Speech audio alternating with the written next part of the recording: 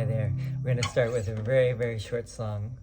I'm going to try to keep it shorter and sweeter this evening.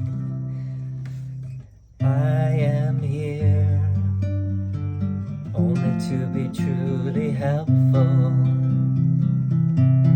I am here to represent the one who sent me.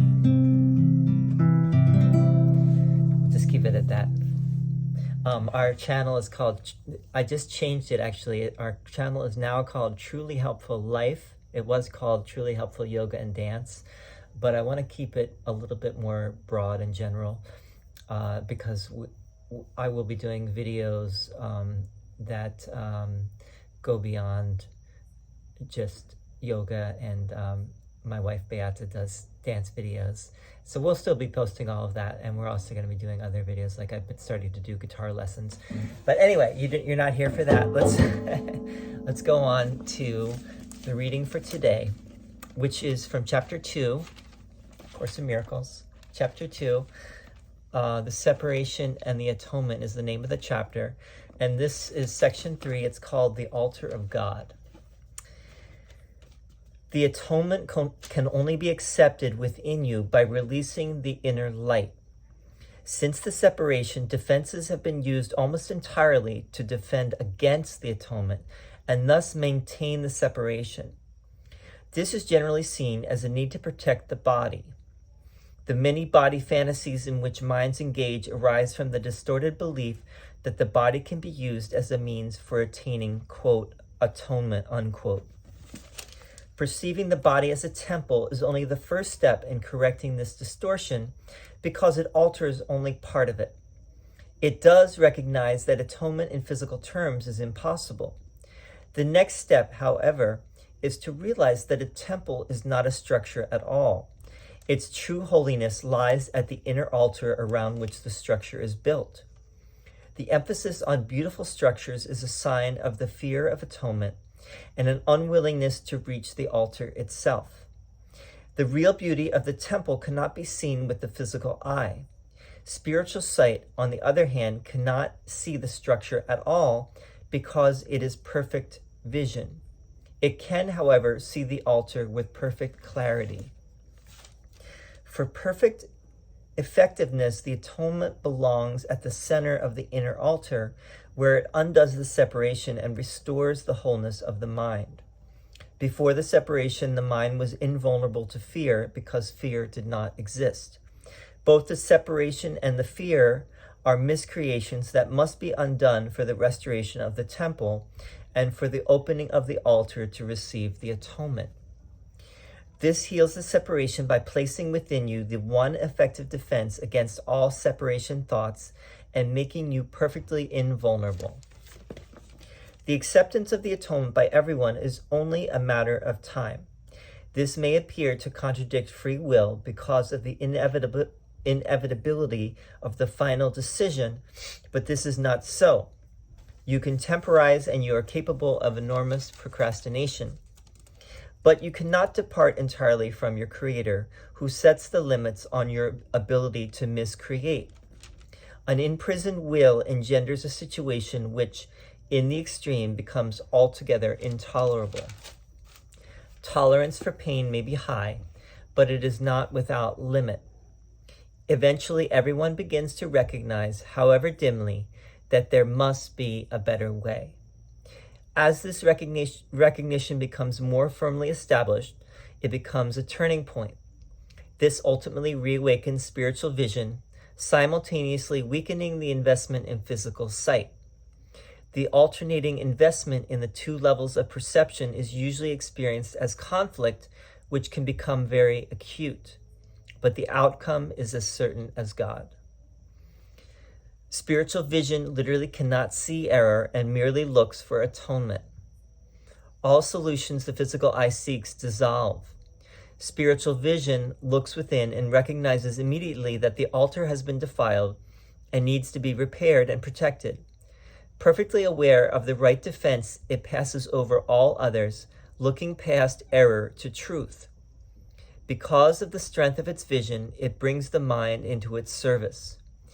This reestablishes the power of the mind and makes it increasingly unable to tolerate delay, realizing that it only adds unnecessary pain. As a result, the mind becomes increasingly sensitive to what it would once have regarded as very minor intrusions of discomfort. The children of God are entitled to the perfect comfort that comes from perfect trust. Until they achieve this, they waste themselves and their true creative powers on useless attempts to make themselves more comfortable by inappropriate means. But the real means are already provided and do not involve any effort at all on their part. The atonement is the only gift that is worthy of being offered at the altar of God because of the value of the altar itself. It was created perfect and is entirely worthy of receiving perfection. God and his creations are completely dependent on each other. He depends on them because he created them perfect. He gave them his peace so they could not be shaken and could not be deceived. Whenever you are afraid, you are deceived, and your mind cannot serve the Holy Spirit. This starves you by denying you your daily bread. God is lonely without his sons, and they are lonely without him. They must learn to look upon the world as a means of healing the separation. The atonement is the guarantee that they will ultimately succeed. Okay, the altar of God. It's all about the altar. One thing I want to just mention very quickly here is the use of the word perfect. I don't know if you noticed, I didn't notice until just now that the word perfect is used many times. It must have been used at least 12 to 15 times in this one passage. That itself is interesting, and maybe could talk about that, why Jesus keeps using the word perfect. The other thing to bring up, of course, is the biblical understanding of atonement and the altar. And of course, Jesus is correcting, once again, reinterpreting the Bible in light of what he's presenting here. And in the Bible, it was all about the physical structure, the temple, and the atonement sacrifice that happened at the center of the temple on the holy altar, and might have been the Holy of Holies. I'm not sure exactly. I'm not up at this moment. At one point I was, but where exactly the sacrifice took place. But the atonement sacrifice, which was an animal that was brought to atone for the sins of the people. And then there was also the goat that was sacrificed, which became, for on the holiest day of the year, this goat was sacrificed. That's a whole nother thing. We won't go into it. But Jesus is saying some very interesting things here, which is, one of them is that seeing your body as your temple is a good step. Seeing, thinking of your body not as anything other than it's a means to the end, right? It's a temporary structure that we have that can be used as a way to bring us back home again, back to the love of God. If we see it in any other way, we will be, we will bring on the pain and suffering onto ourselves. So seeing our body as a temple is a good step. I teach yoga, and many people, have talked about how caught up yoga people can get on the body and obsessed with the body. And I think it's very there's a tendency to do that, including, definitely with myself. I can see my own journey. And if yoga people really understood that it's not, the end is not making your body more beautiful. That is a beautiful thing, actually. It's nice to look good and to feel good but the body, you can get stuck there, and forget that the goal is taking you beyond the world and the body. Eventually you will transcend. You will recognize that the body ultimately is an illusion, and it's a according to the Holy Spirit, it is a learning device to bring you back home, as is the world. From the ego's perspective, however, the body is a way to hide from God. The body is proof that that death is real, and that we are only born to die, and eke out a very meager and short life. We die and we are no more. That's the ego's version. And God and the Holy Spirit's version is that the body can be used as a learning device and a means to bring you back home again, if you choose that. And this great quote here is worthy of mentioning, which is, tolerance for pain may be high, but it is not without limit. Eventually, everyone begins to recognize, however dimly, that there must be a better way. Remember, that's how the Course started, with Bill saying to Helen, there's got to be a better way. And Helen did not argue with him. The one time that she did not argue with Bill, she said to him, Bill, you're right, and I want to help you find this better way. And then not too long after, the Course started to come through Helen. This is A Course in Miracles. Please take notes. And she did. She was very reluctant and resistant. Bill actually helped her with that. So they were really co-scribes in the process. So everyone is going to go home. It's just a question of, do you want to go quicker, or do you not mind, maybe, being mired in the pain and suffering? That's up to you. I think what Jesus is saying here is that as you go along and as you start to become aware and start to get in touch with your mind, you'll notice that you less and less do you want that, and you will become more and more vigilant in this process of, do I want to dwell on the pain, the suffering, the agony and the torment, or do I notice actually what that does to my body? For one thing, is hurts your body. It stresses you out. It ages you. It doesn't feel good. Makes you sick, etc., etc. Or do I want to feel joy and feel how good it feels to be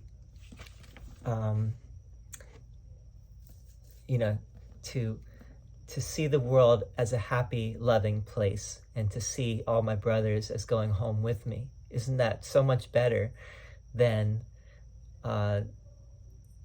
feeling separate, lonely, depressed, and all the other things? And so you will not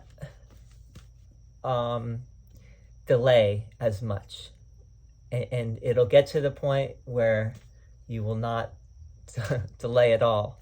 You will automatically forgive. You will automatically laugh at the ego, or smile gently at the ego, and not give it any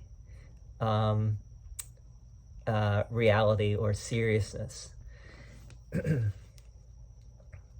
This whole thing at the end, maybe we'll just end with this whole thing about God is lonely.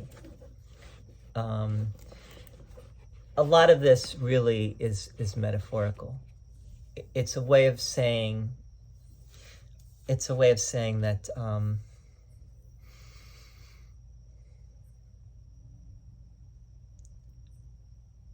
there's this inner impulse that we all have, because what we are is love. What we are is God. We are the love of God. So how could we not return? That's the deepest drive within all of us. Or let's not use the word drive. That's the deepest calling, our true calling, and our true heart's desire is that, whether we're in touch with that or not. So how could we not go there? And so as we start to understand and you could say take Jesus's hand in this process, and again, Jesus is just a symbol of love, unconditional love. Jesus is a symbol of someone who went all the way in this process. He went all the way there, went all the way home, and now he's back to show us the way. So we will not delay until the point where we are there as well, and then we will do the same thing. We will become one with Jesus and one with the atonement, and we will now it's difficult. I'll end soon. It's difficult to know what is literally true, in the sense of, is it the case that when I wake up, when my consciousness returns fully back and fully accepts the atonement and returns to the oneness, everything is gone, and there is no world, and there are no others? That's what it seems. It seems to be the deepest understanding.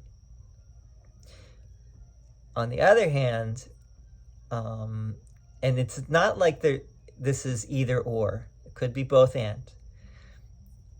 You could say that that's true, and there are still, you might choose to return as the teacher of teachers, like Jesus.